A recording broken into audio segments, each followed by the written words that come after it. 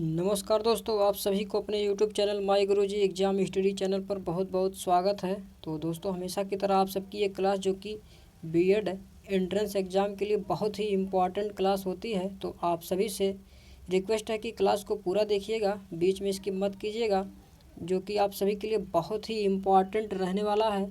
और यदि चैनल पर नए हैं तो चैनल को सब्सक्राइब कर लीजिएगा और बेल आइकन को ऑन कर लीजिएगा, ताकि इसी तरह के वीडियो की नोटिफिकेशन आपको मिलता रहे। और दोस्तों, क्लास को स्टार्ट करने से पहले क्लास का समय देख लीजिए, जो कि जीके जीएस का क्लास जो चलता है वो 2 PM पे जो है चलता है, और कला वर्ग का जो है वो 4 PM पे चलता है, और हिंदी स्पेशल की जो क्लास होती है वो 7 PM पर चलता है। तो इस क्लास में ज़रूर जुड़ने का प्रयास कीजिएगा। और अभी तक आप अगर टेलीग्राम चैनल से नहीं जुड़े हैं तो जुड़ जाइए। और चलिए आज के सेशन को और आज के इस क्लास को स्टार्ट करते हैं, जो कि आज के सेशन का पहला क्वेश्चन क्या दिया गया है। आईटी में का अर्थ है कि डाटाबेस में उपलब्ध डाटा सही और संगत पूर्ण है। तो बताइए इसमें सही जवाब क्या हो जाएगा। तो ऑप्शन है data security, data availability, data वाइडिंग और डाटा इंटेग्रिटी। तो इसमें जो सही जवाब हो जाएगा साथियों, ऑप्शन डी जो दिया गया, डाटा इंटेग्रिटी की बात करते हैं। तो ये आईटीआई में डाटा इंटीग्रिटी का अर्थ है कि डाटाबेस में उपलब्ध डाटा सही और संगतपूर्ण है। तो याद रखिएगा जो ऑप्शन डी दिया गया इसमें ये इसका सही जवाब हो जाएगा। और नेक्स्ट क्वेश्चन को ध्यान से देखिएगा दोस्तों, बहुत ही इम्पॉर्टेंट क्वेश्चन है। तो क्वेश्चन की बात करते हैं। कांच की एक प्लेट पर पानी की बूंद फैलकर एक पतली परत बन जाती है, जबकि पारे की बूंद गोलाकार बनी रहती है, क्योंकि। तो बताइए इसमें सही जवाब क्या होगा। तो पारा एक धातु है, पारे का घनत्व तो पानी के घनत्व से ज़्यादा होता है, और कांच के साथ पारे की संबद्धता इसकी अणुशक्ति से अधिक होता है, या फिर कांच के साथ पानी की संबद्धता इसकी। तो इसमें जो सही जवाब हो जाएगा वो ऑप्शन सी की बात करते हैं, जो कांच के साथ पारे की संबद्धता इसकी अणुशक्ति से अधिक होती है। तो याद रखिएगा जो ऑप्शन सी दिया गया इसमें ये इसका सही जवाब हो जाएगा। और नेक्स्ट क्वेश्चन को ध्यान से देखिएगा दोस्तों, बहुत ही इम्पोर्टेंट है। भारतीय महासागर में सबसे छोटा द्वीपीय देश कौन सा है। तो ध्यान दीजिएगा जो इसमें सही जवाब हो जाएगा वो कौन सा हो जाएगा। तो मालदीव की बात करते हैं। ये जो दिया गया दोस्तों, ये भारतीय महासागर में सबसे छोटा द्वीपीय देश है। तो याद रखिएगा ऑप्शन ए दिया गया है जो ये इसका सही जवाब हो जाएगा। और अगला क्वेश्चन है, संसद की लोक लेखा समिति के अध्यक्ष की नियुक्ति कौन करता है। तो मोस्ट इम्पॉर्टेंट क्वेश्चन है। तो ऑप्शन है भारत के राष्ट्रपति, भारत का प्रधानमंत्री, लोकसभा का अध्यक्ष, राज्यसभा का अध्यक्ष। तो इसमें जो सही जवाब हो जाएगा, जो कि संसद की लोक लेखा समिति के अध्यक्ष की नियुक्ति जो करता है वह कौन करता है। तो लोकसभा अध्यक्ष जो है ये संसद की लोक लेखा समिति के अध्यक्ष की नियुक्ति करता है। तो याद रखिएगा जो ऑप्शन सी दिया गया है ये इसका सही जवाब हो जाएगा। और यदि बात करते हैं कि जो संसद की लोक लेखा समिति में जो है सदस्यों की संख्या कितनी होती है, तो 22 सदस्य होते हैं। कितने होते हैं? 22 सदस्य होते हैं। तो याद रखिएगा। और अगला क्वेश्चन, प्रत्येक चरण में 16 मात्रा 4 चरणों का सममात्रिक छंद है। तो दोस्तों सामान्य हिंदी से संबंधित क्वेश्चन पूछा गया है। तो बताइए जो प्रत्येक चरण में 16 मात्रा 4 चरणों का सममात्रिक छंद होता है तो क्या होता है। दोहा, सोरठा, रोला, चौपाई। तो इसमें जो सही जवाब हो जाएगा, जो कि प्रत्येक चरण में 16 मात्रा 4 चरणों का सममात्रिक छंद जो होता है वो चौपाई में होता है। किसमें होता है? चौपाई में होता है। तो ऑप्शन डी जो है इसमें ये इसका सही जवाब हो जाएगा। और अगला क्वेश्चन क्या दिया गया है। आधरों में राग आनंद पिए, अलकों में मलयज बंद किए, तू अब तक सोई है, आली आँखों में भरे बिहगरी, पंक्ति में कौन सा अलंकार है। तो इसमें जो है कौन सा अलंकार हो जाएगा। तो ऑप्शन है करुण, शांत, श्रृंगार और वात्सल्य। तो इसमें जो सही जवाब हो जाएगा साथियों श्रृंगार रस। क्या हो जाएगा? श्रृंगार रस जो है ये इसमें इसका सही जवाब हो जाएगा। और श्रृंगार रस का जो अस्थाई भाव होता है वो क्या होता है, तो इसका जो होता है वो रति होता है। और करुण की बात करते हैं तो इसका जो अस्थाई भाव होता है शोक होता है। और अगला क्वेश्चन,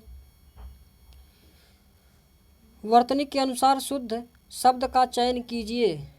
तो वर्तनी के अनुसार शुद्ध शब्द का चयन करना है दोस्तों। तो इसमें जो सही शब्द कौन सा हो जाएगा, तो पूजनीय जो है इसमें सही कौन सा होगा, तो आप सभी को बताना है।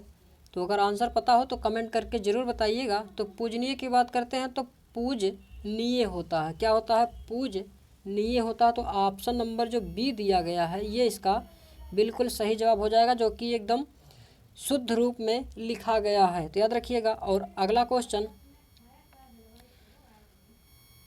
को ध्यान से देखिएगा और जवाब भी देने का प्रयास कीजिएगा दोस्तों। क्या है, सजावट शब्द का प्रत्यय बताइए। तो सजावट शब्द का जो प्रत्यय होता है वो क्या हो जाएगा, तो ऑप्शन है आओ, आवट, आहट और टा। तो प्रत्यय की बात करते हैं दोस्तों, जो किसी शब्द के अंत में शब्द जोड़ा जाता है तो उसे प्रत्यय कहा जाता है। तो प्रत्यय इसमें सजावट में आवट प्रत्यय है। क्या है, आवट प्रत्यय जो है ये सजावट का प्रत्यय हो जाएगा। तो याद रखिएगा जो ऑप्शन बी दिया गया इसमें ये इसका सही जवाब हो जाएगा। और अगला क्वेश्चन, और दोस्तों अगर वीडियो पसंद आ रहा हो तो एक एक लाइक करते हुए चलिएगा। और क्वेश्चन क्या दिया गया, लड़का पेड़ से गिरा, तो उपयुक्त वाक्य का कारक बताइए। तो यहाँ पर से कारक जो आ गया है तो यहाँ पर क्या हो जाएगा, यहाँ पर लड़का पेड़ से गिरा यानी कि पेड़ से जो है वो अलगाव का रूप व्यक्त कर रहा है। यानी कि यहाँ पर जो हो जाएगा वो अपादान कारक हो जाएगा। क्या हो जाएगा, अपादान कारक जो है ये इसमें सही जवाब हो जाएगा। और अगला क्वेश्चन, चौराहा कौन सा समास है। तो चौराहा जो है ये कौन सा समास हो जाएगा, तो चौराहा में ऑप्शन की बात करते हैं बहुब्रीहि, द्वंद्व, द्विगु और तत्पुरुष। तो चौराहा जो है दोस्तों ये हो जाएगा द्विगु समास। कौन सा हो जाएगा, द्विगु समास हो जाएगा। तो याद रखिएगा। और अगला क्वेश्चन, पुत्री का पर्यायवाची शब्द नहीं है। तो पुत्री का जो पर्यायवाची शब्द कौन सा नहीं है, तो ऑप्शन है तनय, सुता, आत्मजा और दुहिता। तो यदि हम दोस्तों बात करते हैं तनय की, तो ये जो होता है ये पुत्री का पर्यायवाची जो शब्द है ये नहीं होता। लेकिन आत्मजा की बात करते हैं, सुता की बात करते हैं और दुहिता की, तो ये जो होते हैं पुत्री के पर्यायवाची होते हैं। लेकिन ऑप्शन ए जो तनय दिया गया ये पुत्री का पर्यायवाची नहीं होता है। तो याद रखिएगा जो ऑप्शन ए दिया गया ये इसका सही जवाब हो जाएगा। और अगला क्वेश्चन है जिसकी पति मति झट सोचने वाली हो के लिए एक शब्द होगा। तो जिसकी मति झट सोचने वाली हो तो उसके लिए एक शब्द क्या हो जाएगा, तो ऑप्शन है कुशाग्र बुद्धि,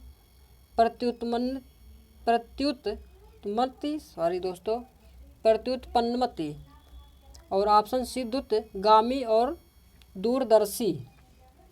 तो जिसमें जो जिसकी मति झट सोचने वाली हो तो उसका जो एक शब्द हो जाएगा तो क्या हो जाएगा, वो ऑप्शन बी प्रत्युत्पन्न हो जाएगा। जो ऑप्शन बी दिया गया है ये इसका सही जवाब हो जाएगा। जो कि दोस्तों थोड़ा सा बोलने में मिस्टेक हो रहा है तो इसको आप सब याद कर लीजिएगा। जो ऑप्शन बी है ये इसका सही जवाब हो जाएगा। और नेक्स्ट क्वेश्चन, जनरीति होती है। तो जनरीति जो है ये क्या हो जाएगा, तो जनरीति की बात करते हैं तो क्या होगा, तो ऑप्शन है सामाजिक प्रक्रियाएं, सामाजिक संस्थाएं और समूह सामान्यवयक और उपयुक्त में से कोई नहीं। तो इसमें जो सही जवाब हो जाएगा जो कि जनरीति जो होती है वो समूह सामान्यवयक होता है। क्या होता है, समूह सामान्यवयक होता है। तो याद रखिएगा जो ऑप्शन सी दिया गया इसमें ये इसका करेक्ट आंसर हो जाएगा। और अगला क्वेश्चन, और दोस्तों अगर अभी आप तक चैनल को सब्सक्राइब नहीं किए तो चैनल को ज़रूर सब्सक्राइब कर लीजिए। और अभी तक वीडियो को लाइक नहीं किए हैं तो लाइक ज़रूर कर दीजिएगा। और क्वेश्चन को देखिए ध्यान से, निम्नलिखित में से किसने कहा हिंदू विवाह एक धार्मिक संस्कार है। तो हिंदू विवाह जो है वो धार्मिक संस्कार जो है इसको किसने कहा है, तो ऑप्शन है अल्टेकर, कपाड़िया, पीएच प्रभु, पीबी काड़े। तो इसमें जो सही जवाब हो जाएगा वो कपाड़िया ने कहा। जो कपाड़िया जो है दोस्तों ये हिंदू विवाह एक धार्मिक संस्कार जो कहा है वो तो कपाड़िया ने कहा है, तो याद रखिएगा ऑप्शन बी जो है ये करेक्ट हो जाएगा। और नेक्स्ट क्वेश्चन को ध्यान से देखिएगा दोस्तों और इसका जवाब भी देने का प्रयास कीजिएगा। तो क्वेश्चंस की बात करते हैं, सामाजिक संबंधों का जाल है, तो यह कथन किसने कहा है। दोस्तों समाज शास्त्र से संबंधित क्वेश्चंस पूछा जा रहा है, तो बताइए जो सामाजिक संबंधों का जाल है तो ये किसने कहा है। तो मैकाइवर एवं पेंच की बात करते हैं, तो ये जो है सामाजिक संबंधों का जाल कहा है, तो याद रखिएगा जो ऑप्शन सी है ये इसका सही जवाब हो जाएगा। और नेक्स्ट क्वेश्चन दिया गया है, निम्नलिखित में से कौन संस्था नहीं है। तो निम्नलिखित में से कौन सा जो है वो संस्था नहीं है। तो विवाह है, कानून है, धर्म और भवन। तो इसमें जो संस्था की बात करते हैं तो कौन सा नहीं हो जाएगा। तो भवन की बात करते हैं तो ये जो है संस्था नहीं है, लेकिन बात करते हैं विवाह, कानून और धर्म की, तो ये सब जो होते हैं ये संस्था होते हैं। तो याद रखिएगा जो ऑप्शन डी दिया गया है ये इसका बिल्कुल सही जवाब हो जाएगा। और दोस्तों आप सभी को बता दें कि ये जो क्लास चलती है ये 4 PM पे जो है क्लास चलती है, तो आप सब जो है डेली बेसिस पे जुड़ना मत भूलिएगा, जो कि बहुत ही इम्पॉर्टेंट क्लास होती है। और सामान्य हिंदी की बात करते हैं तो वो जो है 7 PM पर चलता है। और सामान्य ज्ञान की बात करते हैं तो वो जो है 2 PM पर चलता है। तो याद रखिएगा इस क्लास को, टाइमिंग को। और अगला क्वेश्चन देखिए, अनुभववादी संप्रदाय का समर्थक निम्न में से किसे माना जाता है। तो अनुभववादी संप्रदाय का समर्थक जो है वो किसे माना जाता है। तो ऑप्शन है बर्कले, लॉक, हुम और ये सभी। तो इसमें जो सही जवाब हो जाएगा वो कौन सा हो जाएगा। तो इसमें जो सही जवाब की बात करते हैं तो बर्कले, लॉक और हुम की, तो ये सब जो है अनुभववादी संप्रदाय का समर्थक माना जाता है। तो याद रखिएगा जो इसमें सही जवाब हो जाएगा वो ऑप्शन डी, ये सभी जो दिया गया है ये इसका सही जवाब हो जाएगा। और नेक्स्ट क्वेश्चन,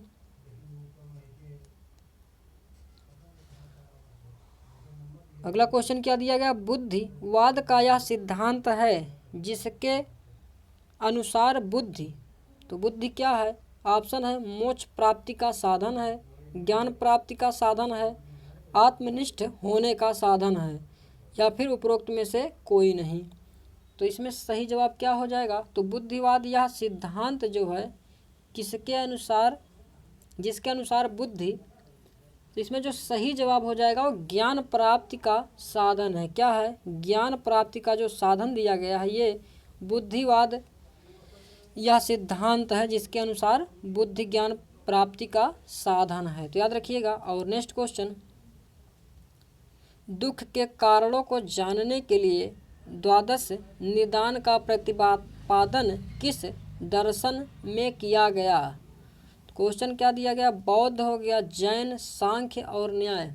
तो दुख के कारणों को जानने के लिए जो द्वादश निदान का प्रतिपादन जो किया गया था तो बौद्ध ने किया था। किसने किया था, बौद्ध ने किया था। तो याद रखिएगा जो ऑप्शन ए दिया गया है ये इसका सही जवाब हो जाएगा। और नेक्स्ट क्वेश्चन क्या दिया गया है, पूर्वाग्रह एक प्रकार की, तो क्या है पूर्वाग्रह जो है ये एक प्रकार से क्या है, अभिवृत्ति है, संवेग है, मूल प्रवृत्ति है, या फिर संवेगात्मक व्यवहार है। तो जवाब देने का प्रयास कीजिएगा।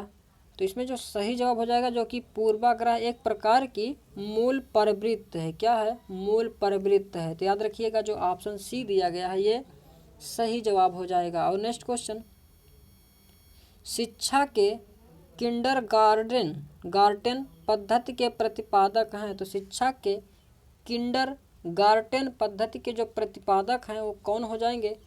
तो ऑप्शन है फ्रोबेल, कांट, डाल्टन, हीगल। तो जवाब देने का प्रयास कीजिएगा साथियों। तो इसमें जो सही जवाब हो जाएगा वो फ्रोबेल जो हैं ये शिक्षा के किंडरगार्टन पद्धति के प्रतिपादक हैं। तो याद रखिएगा जो ऑप्शन ए दिया गया ये इसका सही जवाब हो जाएगा। और अगला क्वेश्चन जो कि आज का ये लास्ट क्वेश्चन है, तो जवाब देने का प्रयास कीजिएगा साथियों कि इसमें सही जवाब क्या होगा। तो आप क्वेश्चंस की बात करते हैं, स्वस्थ शरीर में स्वस्थ मस्तिष्क का निर्माण शिक्षा है, यह कथन किसने कहा है? तो मोस्ट इम्पॉर्टेंट क्वेश्चन है। तो ऑप्शन है प्लेटो का, महात्मा गांधी का, टैगोर का या अरस्तू का। तो स्वस्थ शरीर में स्वस्थ मस्तिष्क का निर्माण जो शिक्षा है, यह कथन जो कहा है ये अरस्तू ने कहा है। किसने कहा है? अरस्तू ने कहा है। तो याद रखिएगा जो ऑप्शन डी दिया गया है ये इसका सही जवाब हो जाएगा। तो ये थे दोस्तों कला वर्ग से संबंधित मोस्ट इम्पॉर्टेंट क्वेश्चन दोस्तों। तो आई होप आप सभी को वीडियो बहुत ही पसंद आया होगा। तो वीडियो कैसा लगा आप सब कमेंट करके ज़रूर बताइएगा। और दोस्तों अगली क्लास जो चलेगी वो शाम को 7 बजे जो है वो हिंदी की क्लास चलेगी। तो आप सब जो है उसमें जुड़ना मत भूलिएगा। तो मिलते हैं अगली वीडियो में, तब तक के लिए जय हिंद, जय भारत, वंदे मातरम दोस्तों।